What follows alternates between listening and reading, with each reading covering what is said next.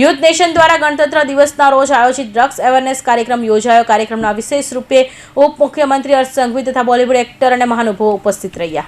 Drugs વિરુદ્ધ સક્રિય રીતે જાગૃતિ લાવવા માટે સતત કાર્ય કરતી સંસ્થા યુથ નેશન દ્વારા દર વર્ષની જેમ આ વર્ષે પણ અનોખો કાર્નિવલ સાથે પ્રથમ વખત પોલીસ માર્ચનું આયોજન ગણતંત્ર દિવસના રોજ કરવામાં આવ્યું હતું। આ પ્રસંગે રાજ્યના નાયબ મુખ્યમંત્રી અને ગૃહમંત્રી હર્ષભાઈ સંઘવી વિશેષ ઉપસ્થિતિ રહ્યા હતા। સાથે વાય જંકશન પર 150 બાય 100 ફૂટનો વિશાળ તિરંગા 54 લોકો દ્વારા લહેરાવવામાં આવ્યું હતું। તેની સાથે જ અલગ અલગ વ્યસન મુક્તિ સંસ્થાઓ દ્વારા લોકોને ડ્રગ્સ માટે અવેરેસ્ટ કરાયા અને ડ્રગ્સના દૂષણને રોકવાનો અનોખો પ્રયાસ કરાયો। તેની સાથે જ આ વર્ષે પોલીસ દ્વારા અનોખી પરેડ પણ કરવામાં આવી હતી। સાથે આ કાર્યક્રમમાં 10,000થી વધુ લોકોએ મુલાકાત લીધી હતી। તેની સાથે સુરત શહેરના મહાનુભાવો પણ ઉપસ્થિત રહ્યા હતા, જેમના હસ્તે જ પરેડને ફ્લેગ ઓફ કરવામાં આવ્યો હતો। મારું નામ વિકાસ ચંપાલાલ દોશી છે। હું યુથ નેશનનો ડાયરેક્ટર અને ફાઉન્ડર છું।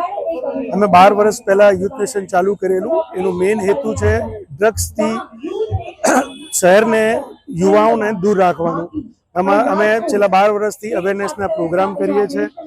દર 26 જનવરીએ એક મેગા ઇવેન્ટ કરીએ છીએ, જે આજે 26 જનવરીમાં અમે કરીએ છીએ। આ ઇવેન્ટની સાથે યુથ નેશનની સાથે અમારા નાયબ મુખ્યમંત્રી હર્ષ સંઘવીજી જોડાયેલા છે। એ આજે સ્પેશિયલ અમદાવાદથી આ પ્રોગ્રામ માટે આવેલા। સુરત પોલીસને બી અમે ધન્યવાદ આપવા માંગીએ છીએ કે એમને આજે ઓપન રોડ પર પરેડ કરેલી, જે બહુ મોટી સંખ્યામાં હતી ને એ અમારા માટે બહુ ગર્વની વાત હતી। એને અલાવા સુરતની બહુ બધા લોકો જે છે જેમને અહીંયા પરફોર્મન્સ કર્યા છે, જે અમારા માટે બહુ ને બહુ પ્રેરણાદાયક છે।